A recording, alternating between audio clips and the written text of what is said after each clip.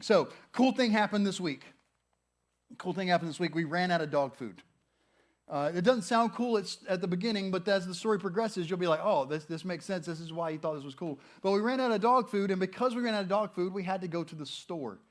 Now, normally we get our dog food online, but when you run out and you haven't already ordered it, there's a gap there, and you can't wait because the dog's got to eat. So we went to Walmart, and we found dog food, and we were excited. It was good stuff. We're going through, and then this was the crazy thing, though. It was on the 3rd, and on the 3rd, apparently everybody else also ran out of dog food or whatever else because Walmart was slammed. Like, it was so many people. And so when we finally got to the line, there were like 10 people in front of us and people lining up behind us already. And the self-checkouts were closed for whatever reason. I don't know. Like, they couldn't find people to work them, I guess. It's a thing. But we're standing in line, and I did a thing that I can't remember ever doing before in my life. I bought fireworks. We were standing there, and they had the kiosk right here, just a beautiful cardboard, colorful cutout thing with fireworks of different shapes and sizes and packs and different levels. And I'm standing there in line, minding my own business, and I'm looking, and I'm like, that's cool. They got them inside. There's the big tent outside, but they're in here. Man, what is...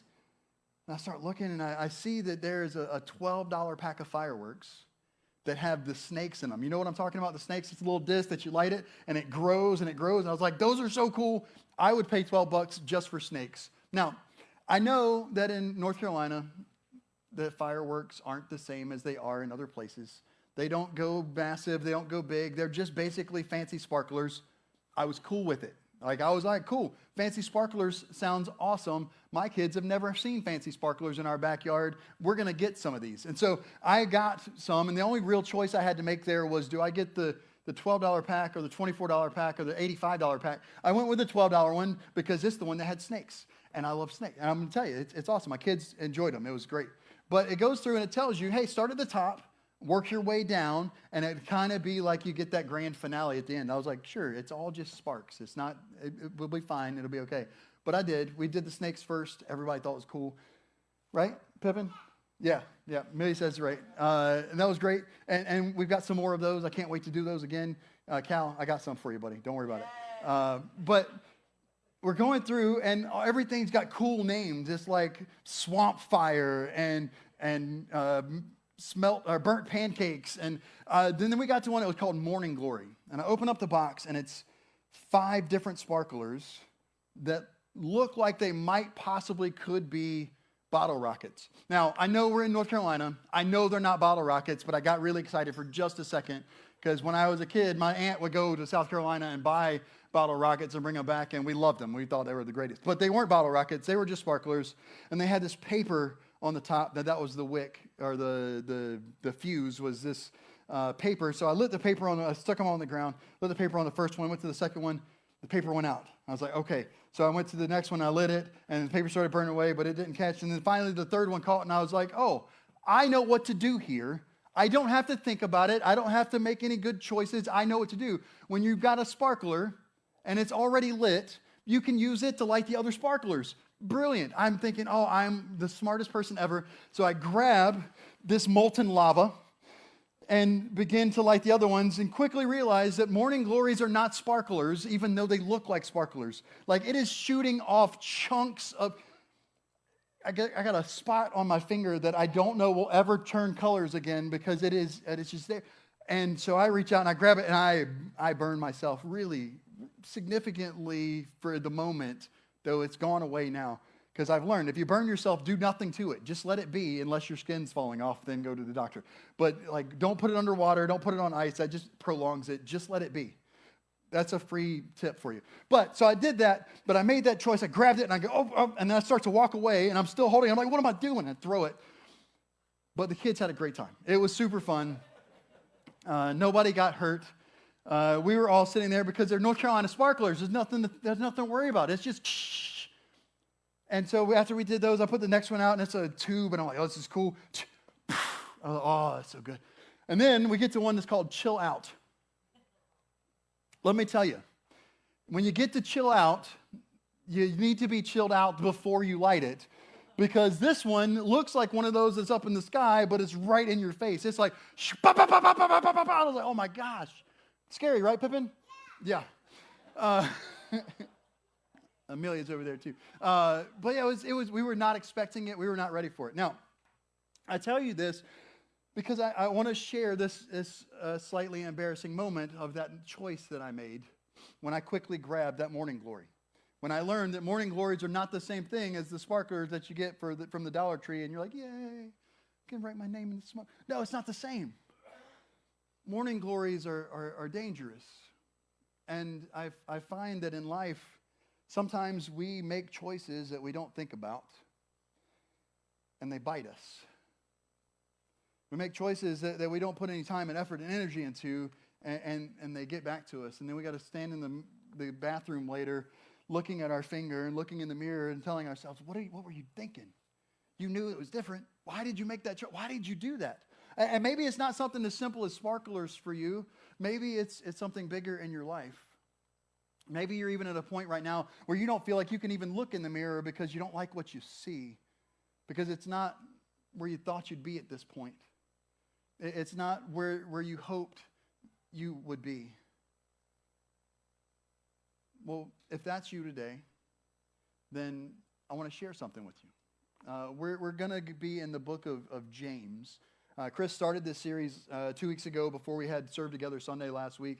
And so he started this, and I'm going to be in it today, and it's going to be super fun. I'm going to be in it today. Next week, we're going to have a different preacher that's not going to be in James. The week after that, we're going to have a different preacher that's not going to be in James, and then we're going to get back into James for 2 more weeks. It's going to be like, just stick with this. Keep reading the book of James, and you'll be fine.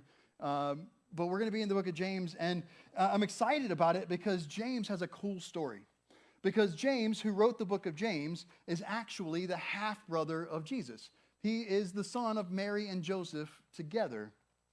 And so James grew up with Jesus as his big brother, which has got to be cool, to have Jesus as your big brother.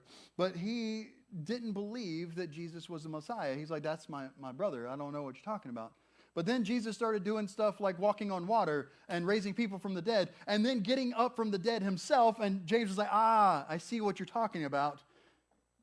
Jesus is more than my brother. He is the Messiah. And that's awesome. And I'm excited about it. So much so that James believed that Jesus was the Son of God, that he gave his life as a sacrifice and a martyr's death to say, hey, I'm going to believe this no matter what you do to me. That's how much he believed in that. But he wrote this letter before that happened.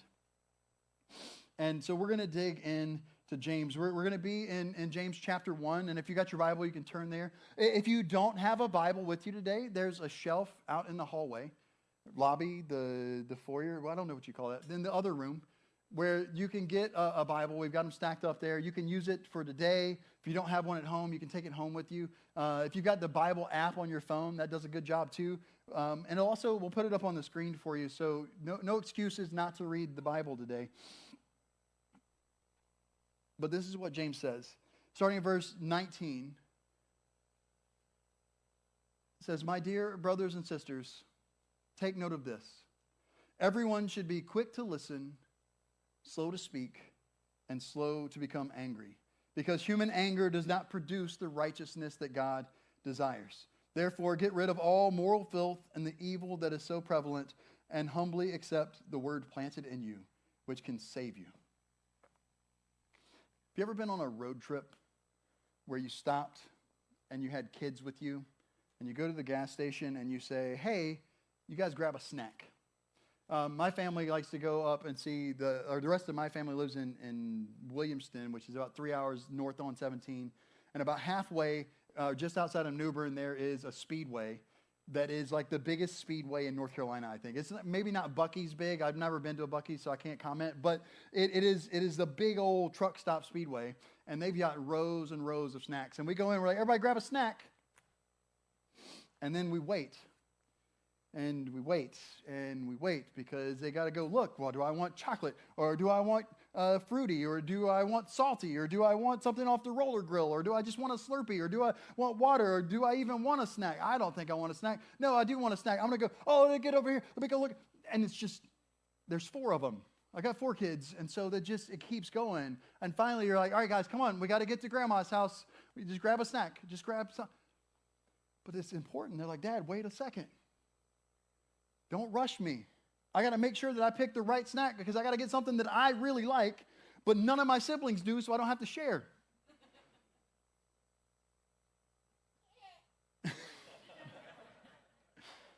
Thank you, Amelia.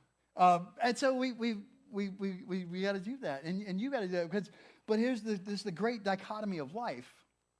There are some things that we do very, very quickly, and there are some things that we do that we take our time on. And there's lots of different reasons for this. There's lots of different whys that some things we do quickly and some things we take our time on. But I think that it's pretty simple, and generally speaking, that the things we take our time on are the things that we think are important. The things that we want to make sure we get right the first time. The things that we want to make sure happen in the right way and we do the right thing because it matters. And the choices that we make really quickly are things that aren't that important. Or we don't imagine that they're that important in that moment. But James has given us some advice here that is going to help us with this. James has poured out and he says, hey, I've got some knowledge. I've been around the block. I've done some things. I've been shopping with kids before. Let me tell you what you do. And he says you got to be quick to listen, slow to speak, and slow to become angry. And this thing about speaking and listening is so brilliant. I used to hear my grandma tell me, my Granny Jean, she would say, hey, Patrick, God gave you 2 ears and 1 mouth. You should listen twice as much as you speak. And she wasn't trying to be rude to me. She was just like, hey, this is how you learn stuff. You're going to learn so much more by listening than you are by speaking. Too often we get in conversations and we're so busy running through our head what we're going to say next that we don't actually hear what the person is telling us. But what if we did? What if we took time to listen? What if we took time to really take in the things that people are telling us? Imagine if our government did that. I mean, think about it. Not even our current government, but governments anywhere, all over the world, all the time. What if King George III had listened when the colonists said, hey guys, we don't want taxation without representation? You know what would happen? I wouldn't have burnt myself because we wouldn't have had 4th of July. We'd still be British. If they'd listened. But we don't. We don't listen. Too often we think, oh, I already know what's going on. I already know what the plan is. I already know what I've got to do, what I've got to say. Kids, how much better would it be if your parents listened? Parents, how much better would it be if your kids listened? Husbands, what about your wives? And wives, your husbands, and every relationship that you've ever had? How much better would it be if they were quick to listen and slow to speak? James tells us that we need to do this, but he doesn't tell us don't speak. That was Gwen Stefani. He tells us that we need to just be slow to speak. He tells us that we need to think about it first. We need to have some wisdom about it first. We need to take the time to make sure that what we're saying matters. In fact, later on, he talks about how important our words are and how much damage our tongue can do if we're not careful. I wish I could stand up here today and tell you guys that I'm really good at this kind of thing. That I'm really good at thinking first and taking the time and making good decisions and knowing what things I should do quickly and what things I should take my time on. But if I did, I would be fibbing to you, and I don't want to do that. But I think it's okay, though, because as I look around at the world at large, I feel like I'm not the only one with this problem. Not the only one that just likes to act, to just do. I think that's why they put those fireworks right there at the register. Because they're like, while you're standing there just waiting and just looking around, oh, look at that. That's shiny. That's fancy looking. That looks like, oh, it's not even a bad price. Oh, it's great. That's what we do. Like, it's the same thing with the candy being right there and those weird gadgets. Like, nobody needs a gray alien telephone holder, but you're standing there and somebody's like, oh, that's pretty. I need that. But you don't, if you thought about it for 30 seconds, if it was on an aisle, you would look at that and be like, no. But when you've got people standing behind you like this, you're like, all right, I mean, I'm just going to grab it. I'll figure it out later. No, because you do. And that's what happens. We make those quick choices. A lot of times we get in the mindset of do now, think later, which isn't that big a deal in the Walmart checkout line most of the time. But we don't leave it there. We get in our car and we drive down the road and we see somebody do something that we don't agree with and we lose our minds. That's where road rage is. It's just you doing now and thinking later. Or what happens when a waitress comes and messes up your order or forgets to put your order in the thing and so you're standing there waiting for food for who knows how long. Or when I waited tables, it was when I would forget to fill somebody's tea up and they would lose their minds. I was like, oh man, I didn't even know. Sorry. Didn't realize that you were amphibious. But we do it.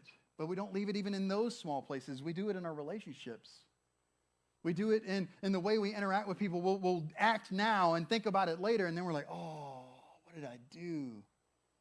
What is it Hagrid says? I shouldn't have said that. How many times have you thought the same words? Oh, I shouldn't have said that.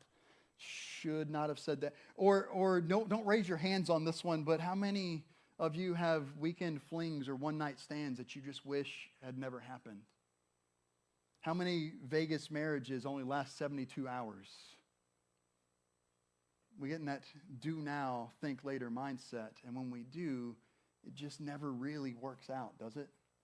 I mean, sometimes it does, but most of the time, I found that when we make a habit out of doing now and thinking later, that our life just ends up shallow and unfulfilled. So take a second. Take a deep breath. Slow down.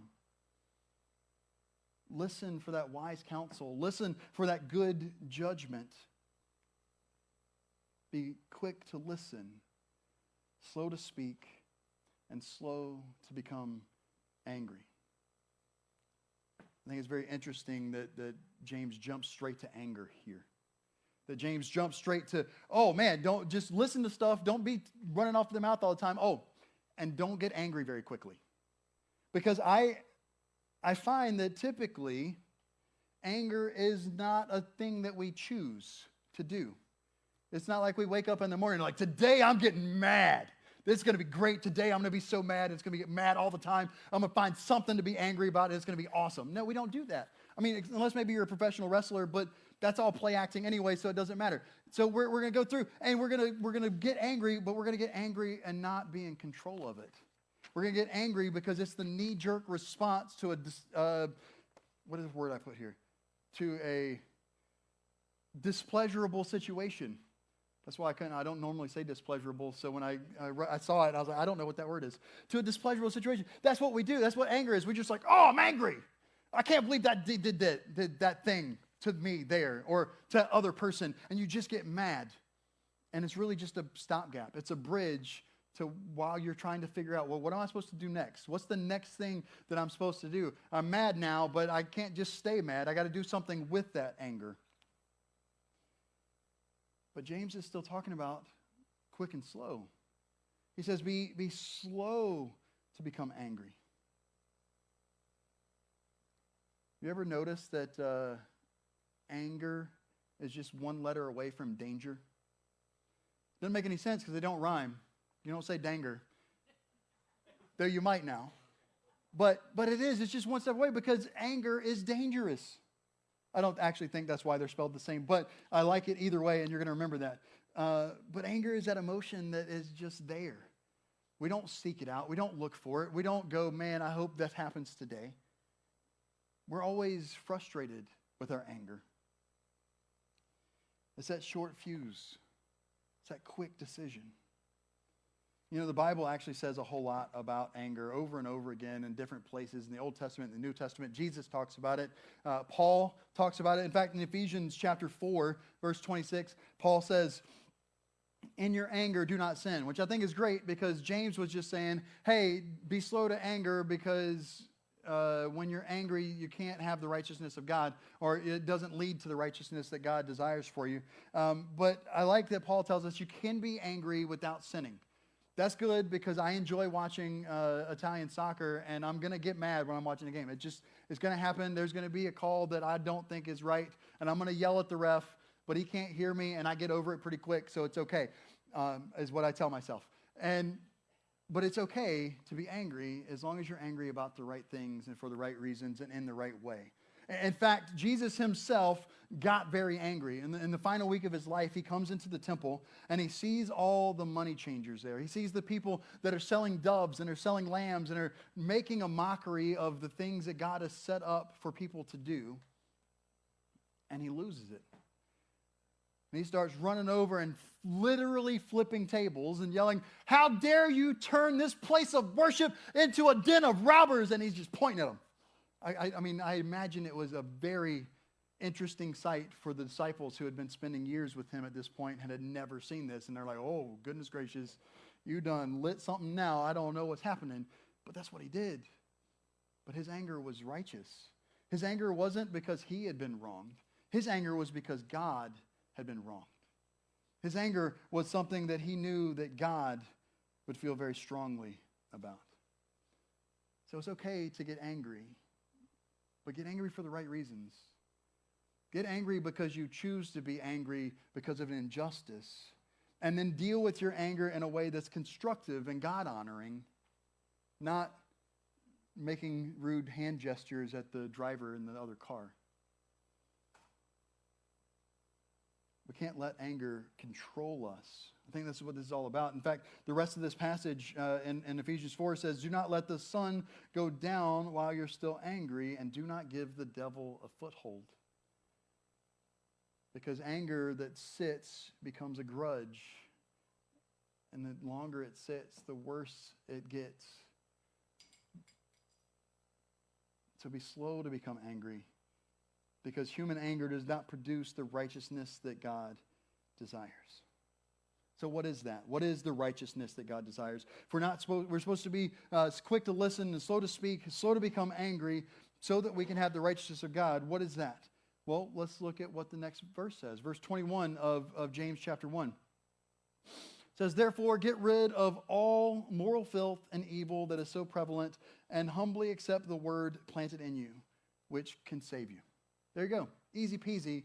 Get rid of all moral filth and evil. That's all you need. Just do that. Sounds easy. It's really not. But I love that there's some help here. When you go back and you look at the original Greek that this was written in. Because that phrase, "get rid of," is actually this Greek word here. Can you throw that up for me, Susan? Yeah, it's this Greek word here. There you go. Read that. You got that? There you go. That'll help you out. Just use this Greek word and you'll understand it all. Here's how this would be transliterated. And I'm going to try and say this, and the Greek scholars don't berate me because I Googled it and this is what it told me to say. But it's apatithami. Apatithami. Everybody say that. Apatithami. Doesn't that feel good to say? Apatithami. You gotta get in there and really get that at the end. Apatithami. But this is what it means. It means to get rid of. It's actually like describing taking off something. Like if you get home and you've been wearing a jacket all day and you pull your jacket off and you hang it up on a peg and you leave it and you walk away, that's apatithami. You've apatithami'd your jacket or your hat or your shoes. You know what? It's talking about shoes. I don't know. I'm not the kind of guy that notices this, so I'm not going to feel bad if you didn't. But interestingly, for the last 8 or 9 years, I have essentially worn the same pair of shoes. Now, it's not been the same pair of shoes, but it's been the same style, the same model, the same brand, the same everything about it. And it's not these that I'm wearing now because these are new, but that's a different story. But before these, I wore the same ones. It was Nike Run Swift All Blacks. Like, I loved them. They were the most comfortable shoes I've ever worn. They were my favorite, and I would get them, and they would last me like a year and a half, which is awesome for a pair of shoes. Okay, now when I say they lasted me for a year and a half, what I mean is they lasted me for about 10 months, and then I continued to wear them for another 8 months because there's not a lot of things in this world that I hate, but shoe shopping is one of them. Like, I don't use the word hate very often. I hate the team Inter Milan because of my love for AC Milan. I hate them, not the people, but the team, and I hate shoe shopping. That's pretty much it. There's not many other things that I hate. And so I would do it. And now here's the thing about these shoes is that while they started off amazingly comfortable because of all the cushioning and all the good things and all the goodness about them, you put them on and you felt like you were walking on a cloud. After about 10 months, they stopped doing that, especially because I'm one of those guys, you guys leave your shoes tied and slip your foot in and out. Like that's the way I do it. And on those, they had on this back heel part, a great big piece of plastic that inevitably would break. And then I would start cutting my foot as I slipped it in. And so, but I figured that out. You don't get rid of your shoes then, you just get a pair of pliers and pull the plastic out, which doesn't always work. And so then you have different jagged pieces you got to worry about while you're walking around. And then eventually the bottom completely wears off where it's smooth and you can almost see light through them. But it would take about 8 months of Ashley going, Patrick, you need new shoes. Patrick, you need new shoes. Patrick, you need new shoes. Before I'd finally go shopping, and I'd do the thing, you go try on the shoes, and you're like, I don't want to do it. And I'm walking around, and you're like, I only got one shoe on. You're doing that whole, and eventually I would end up back at the Nike Run Swift all black. I don't know why I didn't just order them, but every year I do it. Except that they kept changing the model. They kept making, it's the Run Swift 2 now. It's the Run Swift 3 now. It's the Run Swift 2000. I don't even know. Like, they kept changing. And eventually, they got so ugly that I couldn't do it anymore. And then they just stopped making them because the year they made them so ugly, I actually went and found the previous years in Myrtle Beach. That's where I was. We went in, and I was like, I'm going to look. And they were there, and I was like a light came down from the sky, and I held them up. But finally, I had to get some different ones, and these are nice. I like them. I don't know if I'll get them again, but so far so good. It's been like 3 weeks. But when I would get those new shoes, I would put them on. That was when I realized that what I had was bad. Because I was like, no, they're fine. These shoes are okay. They're good. I know that there's a cut in them, but it's aeration. It's good. It's good for my foot. It's good for my life. These aren't that bad. And then I'd slip the new ones on, and I'd be like, oh, man, why? Why did it take me 8 months to get to where I would agree to do this? It was because the other ones were comfortable. I'd gotten used to them. I'd gotten where I knew what they were doing. I knew where they were. I knew what they looked like. I knew that, I'd splash paint on that one, but it was okay. Like all the pieces there. But when I got those new ones, I was ready to apothithami. I was ready to take those old ones and put them in. I put them in the closet. I didn't throw them away yet because I was like, I'll use these for yard work. But I never do. I never go back and put those old ones on because they are trash. And I see that they're trash. Why am I talking about shoes? What is the point that I'm trying to make here? It's the point of apothithami. It's the point that you might be here right now and you're interested in honoring God.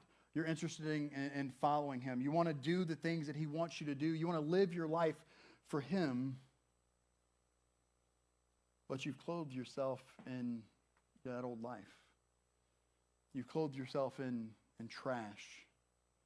You've put on moral filth and evil, and you act like it's okay. You wear it around town. You get excited about it. You're cheering about it on your social medias. And even though people are like, hey, is that really the best representation of you?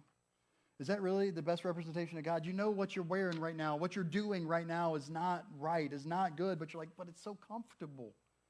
It's okay. I've already taken the pliers to them. We're good. They don't cut me anymore. I've gotten used to it. This is what I like. I don't want this change. I hate going shoe shopping. I hate making my life completely different. I hate getting rid of those friends. They've been my friends for so long.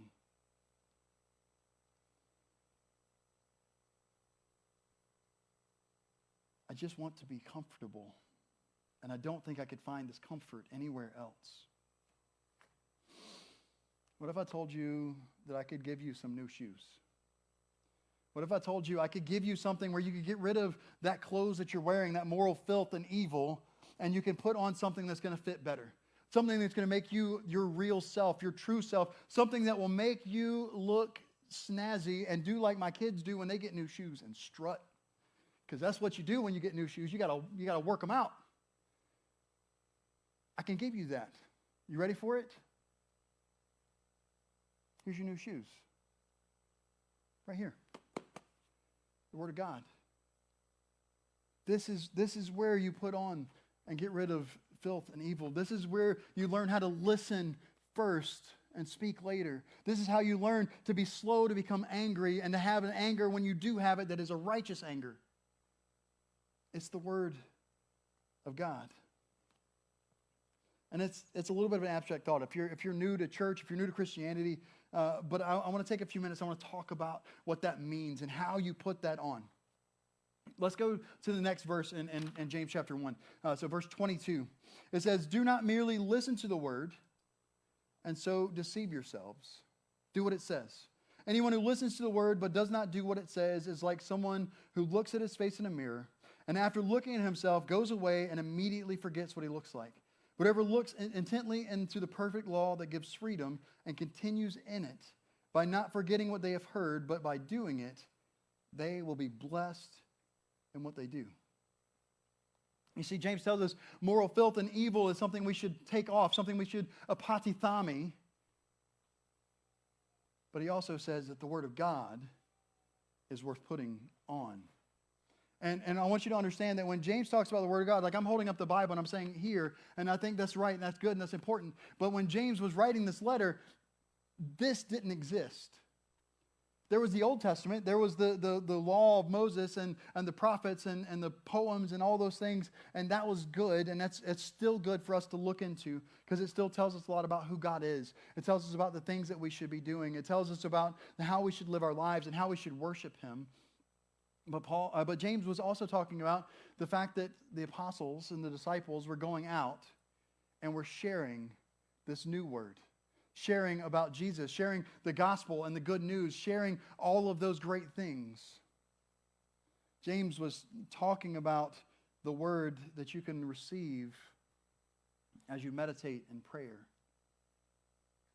The word that you can receive in a wise counsel from a strong Christian brother or sister. The word that you can receive while you're doing a Bible study or while you're listening to a sermon. The word that God continues to reveal over and over again. He says this is what you got to do. You got to focus on that. You got to accept that. And not just accept it, but then do something with it. I'm going to tell you a secret. You can come to church every week of your entire life. You can listen to the best preachers. You can listen to the best teachers. You can listen to the greatest worship singers that have ever lived. But if you don't ever take that message and do something with it, it won't matter. You will never experience the peace that passes all understanding. You will never experience the life and the love that Jesus desires for you unless you do something. Unless you make a concerted and determined effort to do the stuff that you're hearing. Don't merely listen to the word and deceive yourselves. Do what it says. This is like one of those Pinterest hacks where it's like, hey, you ever tried to open one of these things? Here's how you do it. And you're like, oh, I would have never thought about that. It's right here. All you got to do is read it, listen to it, and then do it. It will make your lives better. It will help you slow down. It will help you listen. It will help you make good decisions because you'll know right from wrong. Don't merely listen to the word, but do it. And I can tell you, it doesn't matter how you get the word. It's going to make a difference. I am not the best at this. I'm going to, up front right now, I wish I was better at just getting into the Bible, to be in the Bible, and not to be teaching or preparing to teach or preparing to tell my kids about something or to answer a question that somebody's asked me. Like, I wish I was better at just getting in the Word and being excited about being in the Word, but I'm like, So I'm going to tell you, right now I'm not there. I'm preaching to me as much as to you right now. But what I have found is that when I'm in a bad spot and I go and I pick up the Bible and I flip it open and I throw my hand down and I start reading, almost every single time it's like I was supposed to read that passage above any other passage in the Bible. Almost every single time I start reading, I'm like, oh, how did that happen? How did I not think about this? How did I not go there? And some of them are so abstract that I would have never gotten there. But as I'm looking at it, I'm like, man, this is right here. Can't tell you how many times I've preached a sermon and I walk out the door and somebody's like, Patrick, I felt like you were talking straight to me. I'm like, no, I was talking to me. Most of the time when I preach, I find out, like, what am I missing right now? What do I need to do better? I'm going to tell myself that, and maybe somebody else can benefit from it. But so many times, people from completely different areas of life, folks that got lots of gray hair or no hair, to kids coming up and being like, man, that was exactly what I needed to hear today. And you know why? It tells us in the Hebrews, writer tells us in Hebrews, he says, the word of God is living and active. God was somehow miraculously able to create a book that has lasted for so many centuries, that every year sells over 500 million copies and has been translated into 1,800 different languages, and they're still working on them now. And we keep reading and we keep reading and we keep reading and we keep finding new truths and we keep finding new things that God is speaking to us because his book is alive, because its message is still good today as the day that it was penned, because this book is supernatural, because it can impact your life no matter who you are. No matter where you are in your life. If you actually sit down and you read it and you study it, it will change you in such a deep way. It will give you direction. It will tell you what's true and what's not. It will help you to grow more spiritual and help you understand the purpose of joy, the purpose of life. It'll cause you to feel better and to treat others better. It will make you a better person. And if you've never spent much time in the Bible, don't worry, you're not alone. I told you, I'm terrible at it. But you can start right now. You can start this week. And you can go through. And I know we're doing the study of the book of James, and Chris told you 2 weeks ago, hey, read through James this month, read through the whole book. Keep working on that. Keep doing that, but I'm going to give you a different spot. It's our challenge for the week. If you need somewhere to go, spend some time in the Word. Here's a great idea. Go to the book of Proverbs. The book of Proverbs is cool because it's just a bunch of sayings, of wisdom, of ideas that you can dig into and you can get something practical out of very quickly. But the book of Proverbs is also cool because it has 31 chapters. And none of them are super long. I think like 27, 28 verses is what you're dealing with there. It's like a 5-10 minute read. And all you do is you go, man, what today is? What's today? Today is the 7th. So you go to Proverbs chapter 7 and you read Proverbs chapter 7. And then on the 8th, or the next chance you get, you do whatever verse is there. And we're not going to read the whole Proverbs chapter 7 today, but I want to prove to you that this works, that this is good. This is genuinely Proverbs chapter 7, verses 2 and 3. Keep my commands and you will live. Guard my teachings as the apple of your eye. Bind them on your fingers. Write them on the tablet of your heart. He says, take the word of God and let it change you. Make it important to you. Clothe yourself in that instead of moral filth and evil. It's excellent advice. What would happen if you applied this to your life? What would happen if you didn't merely listen to the word, but you did it? How much better would your life be? How much better would the lives of your family be? How much less likely would you be to very quickly grab that morning glory and burn your finger and discolor it for who knows how long? Got to be quick to listen, slow to speak, slow to become angry. You guys pray with me.